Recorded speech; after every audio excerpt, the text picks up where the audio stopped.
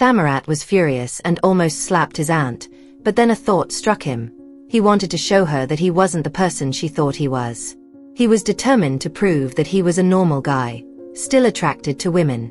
So, he pulled Darani into his bed and kissed her. She shouted, "Go ahead, prove you're a man, show me you're normal." And just like that, the two of them went at it, their breaths heavy, as they continued. Hey there! Welcome back to the channel. Today, we're diving into another shocking real-life story from around the world. This one comes straight out of Mandalay City, Myanmar. Now, as parents, they always want the best for their kids, right? They hope their children lead successful, stable lives, and sometimes that means they tend to overthink everything, especially when it comes to their relationships and circumstances, even if everything seems fine. And it's not just parents. Relatives can be the same way, constantly wanting things to be normal and not questioning fate. But what happens when those assumptions turn out to be wrong? Do you need proof? Well, this story is one of those where things get pretty weird, but, believe it or not, it's true. So, what exactly happened? Let's dive into the full story and break it down together.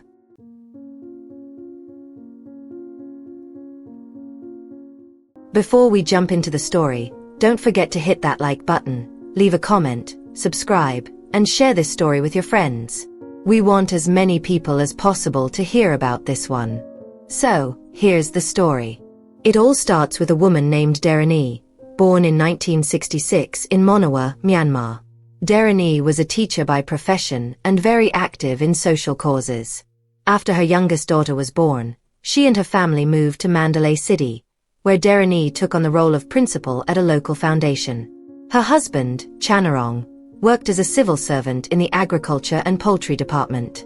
He was often away on business trips to remote areas, leaving Darani to hold down the fort at home. In 2015, their oldest son left for college in Nephew, leaving their daughter Ploy, who was in her second year of secondary school, to stay with her parents. Now, Darani was known to be a very strict and disciplined mother. Some relatives even said she pretty much ran the show at home. Her husband, Chanarong, would often lose arguments and mostly let her control things. But he was a patient man, and despite his wife's bossy nature, he kept his calm and didn't let it bother him. That same year, Darani got a call from one of her younger siblings back in Monawa. Her nephew, Thammarat, who had been out of school for 2 years and couldn't find a decent job, was hoping to move to Mandalay to look for work. So, at 21, Thammarat arrived at Darani's house, hoping for a place to stay while he searched for a job. But Darani, being the education-focused person she was, insisted that he not bother with work if he was planning to take the college entrance exam. She promised that if he passed, she would cover all of his tuition and living expenses. Thammarat was thrilled and, with his aunt's help, he successfully passed the exam at the end of 2015 and enrolled in Mandalay National University. Thammarat moved in with Darani and lived there while attending college, and true to her word, all of his expenses were covered. That same year, Ploy graduated from high school and started college at a different university, majoring in economics and management in Mandalay. Despite studying at separate universities, she and Thammarat got along very well and often studied together. Thammarat, being 3 years older than Ploy, was more like a big brother to her. Life was good for Thammarat. He was excelling in college and enjoying the support from his aunt. He followed her rules without question, and everything seemed to be going smoothly. But as Thammarat entered his second year of college, Darani began to notice something odd. He had never introduced a girlfriend to the family. She asked him about it a few times, but Thammarat would always respond that he wanted to focus on his studies first. He told her he didn't want a relationship to distract him, especially since he was only in his 3rd semester. However, Darani found this strange. Thammarat was about to turn 24, and yet, he had no romantic interests. She had married at 23, so it just didn't add up. She started to wonder if her nephew was hiding something, like maybe he was secretly seeing someone. When she asked him again, Thammarat assured her that he hadn't found anyone suitable yet and was focused on graduating quickly so he could help support his family in the village. His father, a farmer, was sick, and Thammarat felt the need to take care of him before worrying about girls or marriage. But Darani couldn't shake the feeling that something was off. But Darani couldn't let it go. She kept thinking, why can't he just date already? I mean, these days, even middle school boys are dating. Her mind just wouldn't stop running in circles, especially since Thammarat often had his male friend from college, Bona, over. They'd come and go, hanging out in his room, laughing together. Darani had even talked to her daughter Ploy about it, but Ploy just thought it was normal. It's just guys being guys, she said. Bona's Thammarat's college friend. They're just helping each other out with schoolwork. As for Thammarat, he wasn't even thinking about bringing a girl into the picture. The college life was hectic enough. It was nice to have friends to help with assignments and keep each other company. That's what Ploy did too, so she didn't see the big deal. But to Darani, it felt like something wasn't quite right. Then, in October 2016, something happened that really pushed her buttons. Darani saw Ploy at a bookstore with a guy. When she confronted her, she said, "You go everywhere with boys, study with them, hang out with them, go to the bookstore with them. Aren't you normal? Why don't you have any girlfriends to go out with? No wonder you can't get a boyfriend, always hanging around with guys. Something's wrong here." Thammarat felt the weight of those words. He hadn't expected his aunt to think that way about him. He tried to explain, standing there in front of his aunt and uncle, saying, "I'm just focusing on my studies. I hang out with my friends because they help me with school. And I'm not interested in dating right now because, well, my aunt's paying for everything. I need to finish my degree first.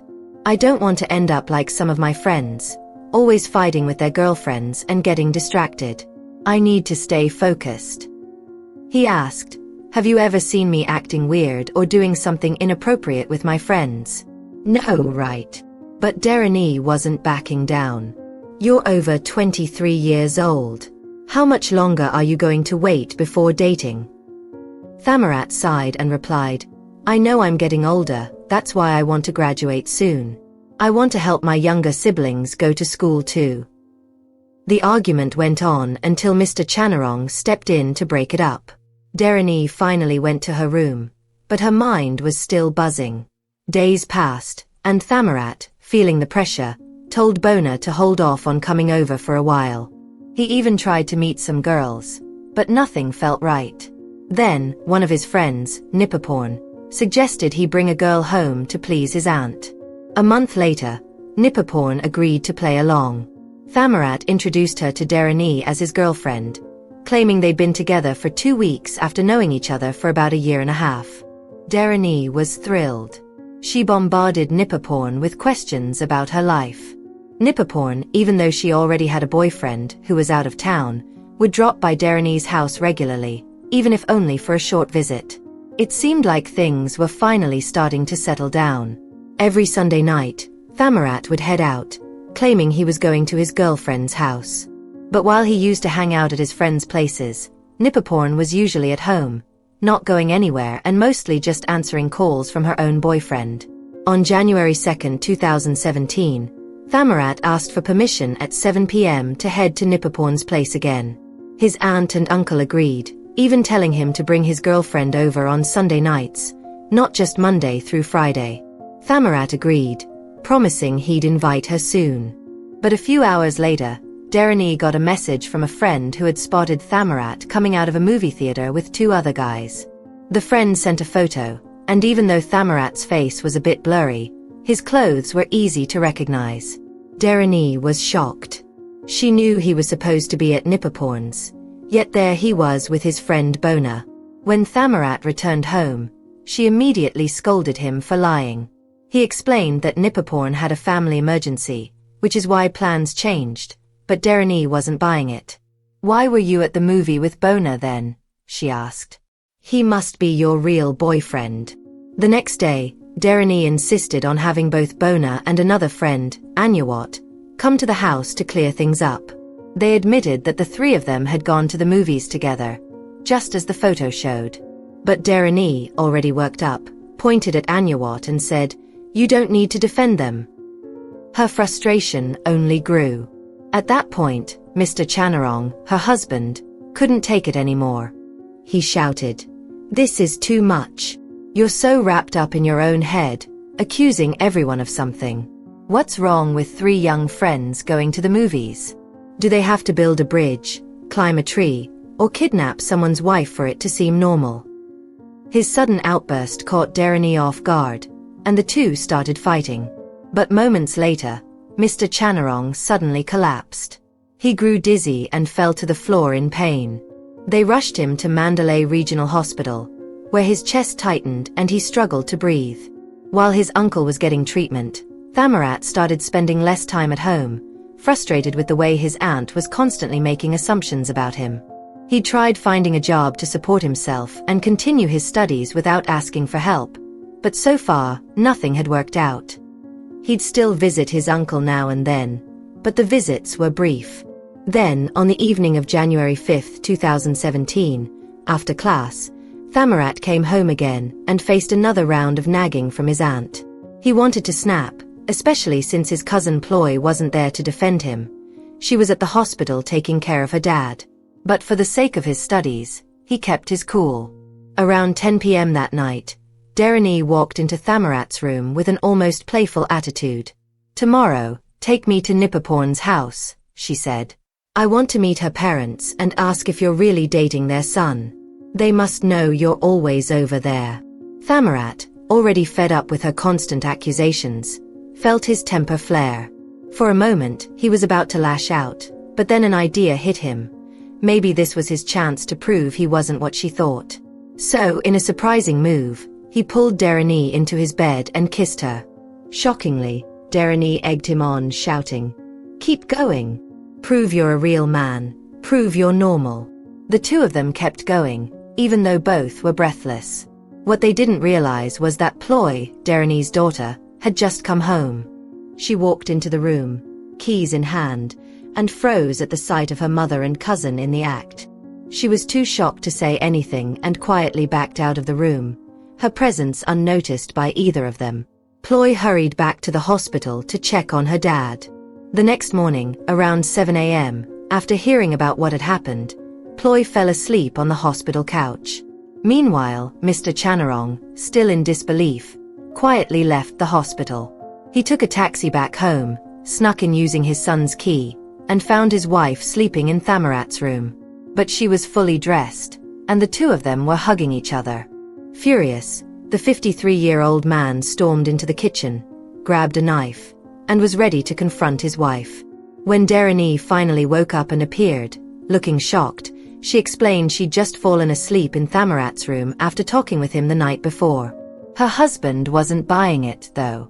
In a fit of rage, he grabbed her hair and screamed, convinced she had crossed a line.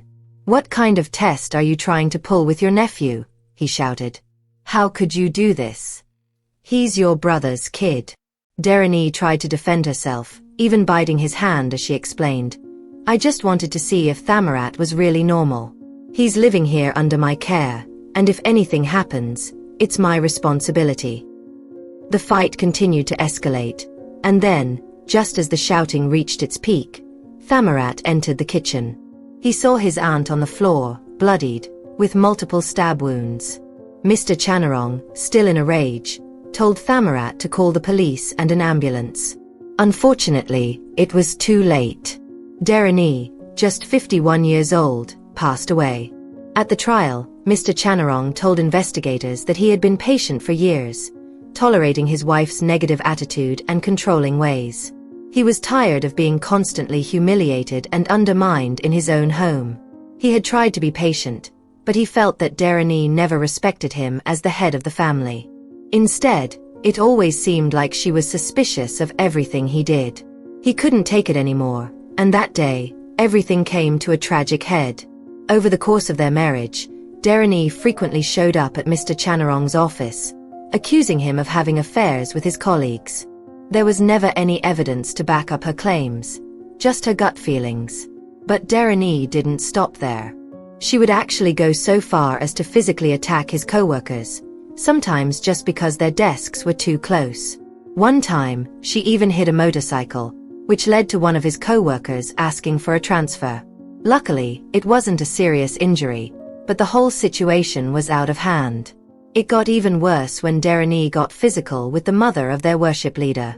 The woman had sent a simple text message about the prayer meeting schedule, but Darren, in a fit of rage, grabbed her by the neck. No one reported it to the police, which only encouraged Darren's abusive behavior to escalate. Chanarong had tolerated a lot, but it was especially painful when his wife began to turn her suspicions on their nephew, Thammarat, accusing him of things without any proof. That was the breaking point. When Ploy, their daughter, witnessed her mother's out-of-control behavior one night, Chanarong had had enough. In his confession, Mr. Chanarong admitted that he had expected something like this to happen. Darren had often made comments like, "How do we know Thammarat's really a man? Should I ask Ploy to test him or should I do it myself? If he can't perform, he's not normal. What guy wouldn't want to be with Ploy or me?" These words horrified Chanarong, but he didn't think anything would come of it. After all, Darren was a devout worshipper. But when Ploy told him what she had witnessed, it became clear that his wife was truly desperate. Thammarat, for his part, admitted his mistake. He apologized to both his uncle and his cousin. His cousin's brother was also furious with him. Thammarat should have ignored his aunt's accusations and never gotten involved in the situation the way he did. Thammarat explained, though, that his aunt had been the one to initiate it, and she had been emotional at the time. He even said that he felt partly responsible for causing his uncle to commit such a terrible act. This became a central point in the defense made by lawyer Sung Rotheek, who argued that Thammarat was the guilty party and that Mr. Chanarong had been the victim of his wife's betrayal. When the case went to trial at the Mandalay District Court, Thammarat and his uncle defended each other, leaving the lawyer utterly confused. But the judge had already made up his mind. On August 24, 2017, the verdict was read. Mr. Chanarong was found guilty of second-degree murder for killing Darren, his wife. The 54-year-old man was sentenced to 15 years in prison for his actions.